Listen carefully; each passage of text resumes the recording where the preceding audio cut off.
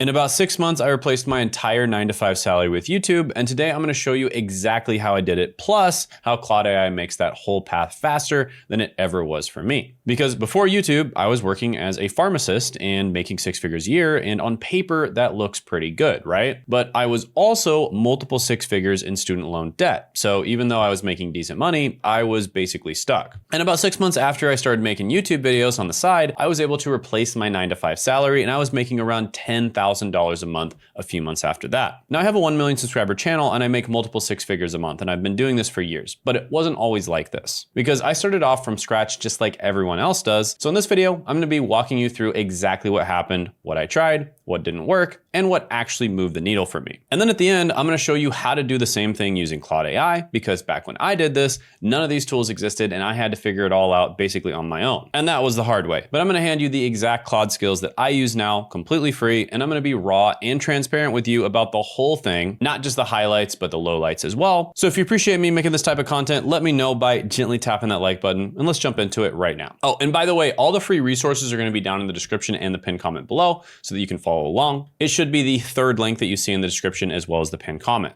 So let's talk about the setup, because I think the context matters. Now, I'll show you how to do this with Claude here in a moment. But at the time that I started YouTube, I had this beat up Honda that I drive to work every day. And one thing I'll say about myself is I was actually pretty good at the job. You know, people liked me, my patients liked me, I'd cover other people's shifts, I was never late. There was actually one time where my car got stolen and I still found a way to get to work on time. So in that sense, the job wasn't really the problem. Now, this was during the pandemic, by the way. So on top of everything else, things were just nuts. So if you look up pharmacist job satisfaction ratings, it has some of the lowest job satisfaction scores out of all the different careers out there. And there are many reasons for this that I'm not going to get into in this video, but just know that pharmacists in general typically don't like their jobs that much, and they're typically very stressed and burnt out. And then on top of that, it was the pandemic. So I was working way more than what I would usually work, and there was way more pressure on me as well. And then on top of that, a bunch of my staff actually quit, some of them for legitimate reasons and others because they basically just wanted to get paid to do nothing. And on top of all of that, we literally got robbed 3 times in a 6-month period. So if all of that wasn't enough, being incredibly stressed, burnt out, depressed, etc., I was also in fear of my physical safety pretty much at all times. With that being said, I still was dedicated to doing my absolute best and giving my patients everything that I could. But here's the thing, even though I was good at the job,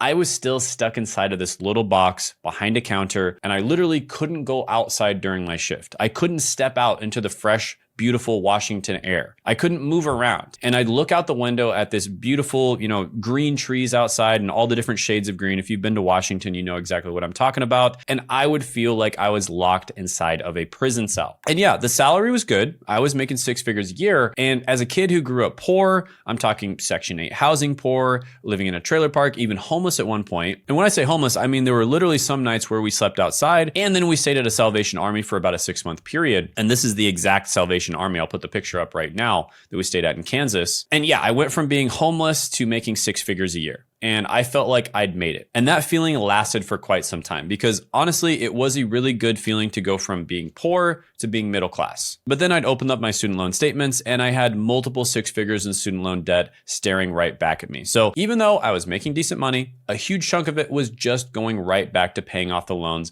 that I took out to get the job in the first place. And when I was younger, I'd been told what everyone else gets told, right? Go to college, get a good job, you'll be set for life. But what nobody mentioned was that, yeah, you'll be set for life, but you'll also be set for life with a bunch of debt. So I was working full time, making 6 figures a year, and I still felt completely trapped. At all times, I felt like there was a sword dangling above my head. Like I was just going to be doing this same job forever until I died or until the loans got paid off, whichever came first. And that's when I started really looking around for a way out. All right, guys, quick break. This video is sponsored by me. I wanted to let you know that I'm going to be doing a live training this week where I'm going to be revealing the YouTube content advantage in 2026. It is a completely free training, no strings attached. In fact, I'm giving away even more bonuses at the training. Just as an example, I'm going to be giving away my niche validator. And this is going to be available for both Claude as well as ChatGPT, which is a super valuable piece of software where you can finally figure out what the best niche for you is. So do not miss out on this training. Make sure you sign up for it down in the description and the pinned comment below, because you only get it if you join the training. So If you don't join now, you might miss it. But that being said, in the workshop, you'll get to meet me. You'll get to ask me questions directly. So I look forward to meeting you. So click the link in the description, the pinned comment below. Make sure you put it on your calendar. And if for whatever reason you missed out on it, you weren't able to attend, make sure you still click that link because we might be having workshops in the future as well. And you'll be the first to know about it. So yeah, hope to see you there. And now back to your regularly scheduled programming. So I started trying every side hustle that you can imagine. Like, name the business model, I probably tried it. I tried Amazon FBA, drop shipping with Shopify. You know, I had this product that I tried to sell called the Booty Kit, and it was supposed to be this strap thing that you put around your leg to work out your glutes. And I tried running a social media marketing agency. I got a couple of clients, made a little bit of money, but nothing was really sustainable. I tried coaching, consulting, digital products, courses, trading, all kinds of different stuff. I even bought a bunch of courses as well. Some of them were honestly not that great, but one course that actually changed how I thought about all of this was Sam Ovens Consulting Accelerator. And the big thing about Sam Ovens and what Sam Ovens taught me, and this really stuck with me, was that you're not really trying to make money, right? If you just try to make money, you're going to fail every time. What you need to do is you need to become the person who deserves to make money, right? So instead of just trying to make money, become the person who deserves to make money, right? So instead of chasing a quick buck, you're working on yourself. You're working on the value that you can give, the value that you can bring to the table, and the money just kind of follows after that. But here's the thing that I started to notice as I was trying all these different side hustles. Every single one of them needed the exact same thing to work. They all needed traffic, right? All the side hustles actually work, but you need eyeballs, you need traffic, you need views. Like, it doesn't really matter how good your product is. It doesn't really matter how good your website is. It doesn't matter how good your offer is. It doesn't matter how good your delivery is and how good your customer service is. If nobody actually sees it, nothing happens. And the best free source of traffic on the entire internet by a mile was sitting right in front of me as I was watching these videos, right? These videos that I was watching every single night, trying to figure out how to make money online. That was the secret. That was the best free traffic online. And that, of course, was YouTube. And on top of that, YouTube was honestly perfect for someone in my position because I had a 9-to-5 job, and more often than not, it was more like a 9-to-9 job, but I couldn't quit. You know, I couldn't just suddenly open a restaurant or start some kind of thing that's going to take me a lot of time every single day. I had to try something that didn't take that much of my time. But YouTube didn't really require that, right? I could record after my shifts. I could record on weekends. I could batch a few videos together on a day and then have content for the next 2 weeks or a month. There was no live element, no need to be available at a certain time to customers. For instance, when I tried SMMA, I realized very quickly that while I was at work, my clients were going to call me and message me and expect me to help them with their website or whatever service I was providing them. Whereas with YouTube, I could just record whenever and post it. So that's what made me think,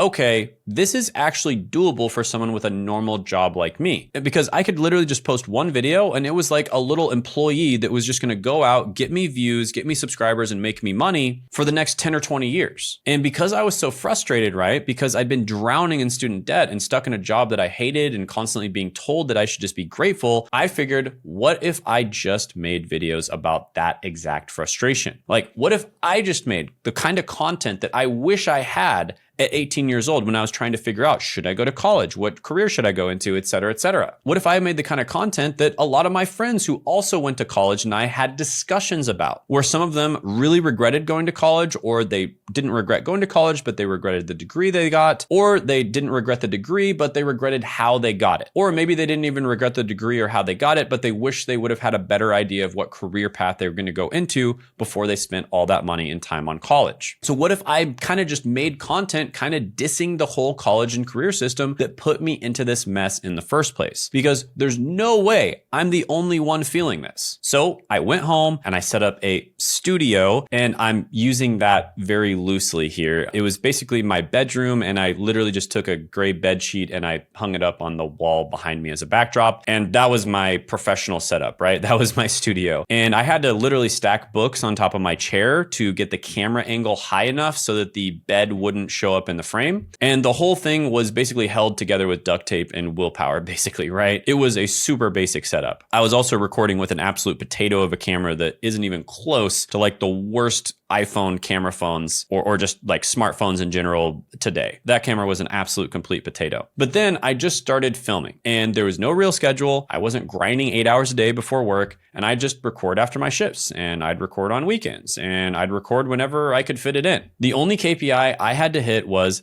did I get a video done this week? Yes or no. And the videos that I was making were all about the kind of stuff that I'd been forced to figure out the hard way. So careers, college degrees, how to save money, investments, index funds, et cetera, et cetera. But the angle I leaned into hardest was about college, like calling out specific degrees that are a waste of money, calling out the system that pushed people into hundreds of thousands of dollars in debt for jobs that didn't even pay enough to cover the loans, because that was the thing that I was actually angry about. And to be clear though, I wasn't just making videos dissing college degrees and careers. In fact, I was making videos on what the best ones were. It just so happens that some of my videos were dissing useless careers and degrees, right? And this right here is one of the most important lessons that I learned the entire time, because the single most important ingredient is picking the right niche. See, back then I kind of stumbled into mine by accident out of pure frustration, but you don't have to leave it to chance the way that I did, because I built a Claude skill called the niche validator that finds your niche for you. And as I mentioned, the free resources are going to be in the third link in the description and the pinned comment below.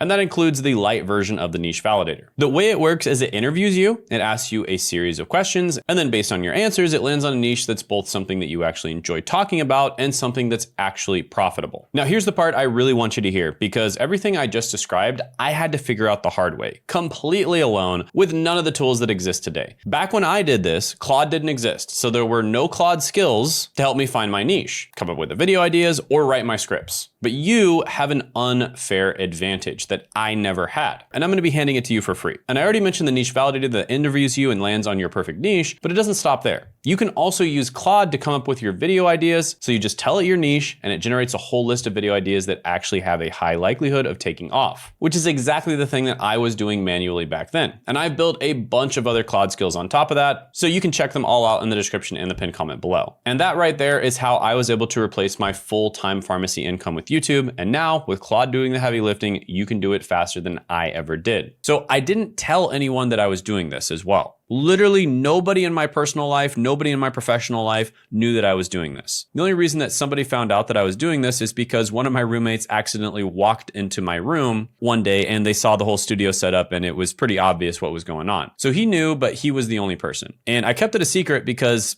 I was making videos calling out careers and specific college degrees. And if anybody at my job got offended by one of those videos and reported me to HR, or maybe one of my patients got offended and reported me to the company, it could cause some drama and it could cause some trouble. So why would I ever tell anybody about it? So I just kept my head down and I lived two completely separate lives. Pharmacist during the day, an anonymous YouTuber at night and on weekends. And in the beginning, the income from YouTube was basically nothing, right? My first dollar from YouTube was $1.27. And I didn't even tell anybody about that one either. But here's what I want you to actually hear, because I think this is the kind of thing that messes most people up. I was not approaching YouTube like a guy with some master plan. I wasn't A/B testing thumbnails. I wasn't studying retention curves. I wasn't optimizing anything.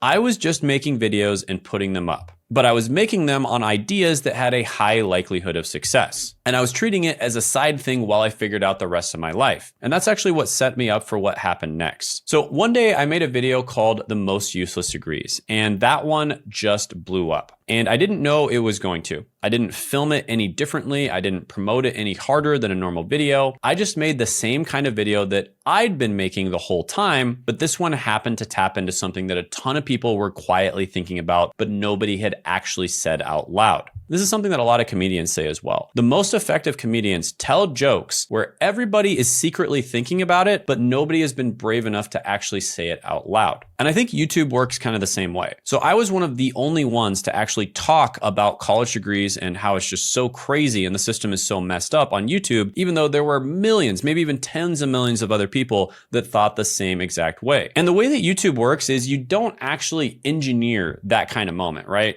You don't sit down and go, okay, today I'm going to make a viral video. What you do is you just keep showing up, you just keep posting, and of course you want to have a system that's actually smart about how you post, but at some point one of your videos will find the right audience, and once it does, things just start snowballing. So after the Most Useless Degrees video took off, People who watched it started clicking on my other career and college degree videos, and the algorithm started figuring out what my channel was all about. And the income started growing across the board. We're talking AdSense, of course, right? The ads that pop up on my channel, but also affiliate marketing, also sponsorships, also courses. All of it just kept compounding on top of itself. And the crazy thing was, while I was still going to the pharmacy every day, the YouTube income just kept climbing. Like every month, more views, more affiliate sales, more AdSense. And months after starting on YouTube, I checked the numbers and I was making around $10,000 a month from YouTube, 10 grand a month, while still working a full-time pharmacy job. Now, I was actually making more than I was making at my pharmacy job. And I stayed at the pharmacy way longer than I should have after that, right? I was making 10 grand a month from YouTube. The growth was obvious, and I was still clocking into the pharmacy because I was scared. I thought in my head, oh, maybe it's just because it's the pandemic and a lot of people are at home. Or maybe it's just because this topic is just really good now, but it's not going to be good for very long. You know, what if YouTube stops working? What if it's just a fluke? What if next month the views tank and the income disappears? And then eventually I had this realization, and it's one of the most basic principles in business. If something is working, do more of it, right? That is like the whole game of business. That's one of like the fundamental laws of business. If you find something that works, just simply do more of it. And my pharmacy job was stagnant. The pay was not going up, the work wasn't getting any better, and it was taking up most of my week. YouTube, on the other hand, was growing every single month. So the obvious move was to put more time into the thing that was actually working. So eventually, after I'd already gotten to $20,000 and even $30,000 in a single month, I quit. And looking back, it shouldn't have been a way easier decision than I made it. I gave it way too much weight, way too much fear. But once I made the call, that was kind of it. That's when I really got to go full time. So if you're watching this right now and you're stuck in the 9 to 5, you've got student debt, you want to weigh out, and you're wondering what to actually do, here's what I'd tell you. Just start making videos, right? That is the whole entry-level move. Most people overthink this part to death. They spend 6 months researching cameras. They spend 3 months trying to figure out what their channel should be about. They spend another month picking a name, and then they never actually press record. Here's something that most people don't know about me. I was making YouTube videos as a kid at my local library on a computer that I didn't even own. I was making gaming videos for a game called RuneScape. And looking back, most of them were objectively terrible, but I was pressing record. I was uploading, I was getting the reps in, and years later, when I actually needed those reps, I had them. And the act of making videos is the entire skill. You don't learn it by reading about it. You don't learn it by buying a course about it. You learn it by making videos. Make really simple ones even. Don't try to make a masterpiece. Just post the thing. Now, if you want help with the actual nuts and bolts of doing this, figuring out what niche you're gonna go into, figuring out your video ideas, figuring out what to talk about on your channel and how to set up your channel step by step, and basically just get started step by step, I'm doing a free training this week that covers all of that. So click the first link in the description in the pinned comment below to attend that free training. Additionally, we will be giving away a niche GPT that will help you to pick your niche, because I know that a lot of people have trouble picking their niche or dialing their niche in. And this free training will be great for you whether you're a total beginner at YouTube or you're somebody who has some YouTube experience. With that being said, if you are somebody who is very serious about growing and making money on YouTube, like you're a business owner, or you're a YouTuber who's already getting views, but you're struggling with monetization, or you're a YouTuber who's crushing it and you want to crush it even more, or you're someone who's a professional, you don't have a lot of time and you would want to grow YouTube as quickly and easily as possible without spending that much of your time, then go ahead and click the second link in the description in the pinned comment below, because we have both done with you options where we basically teach you how to fish and we work very closely with you to do that, or we have done for you options where we literally just do it for you. We're very limited in the amount of people we work with. We're very picky about who we work with as well. We only accept about 18% of people. So only book the call if you're very serious about growing and making money on YouTube. But if you are, click the second link in the description and the pinned comment below, and we look forward to talking to you. With that being said, check out this video right here of how Josh was able to make $186,000 in a single month on YouTube.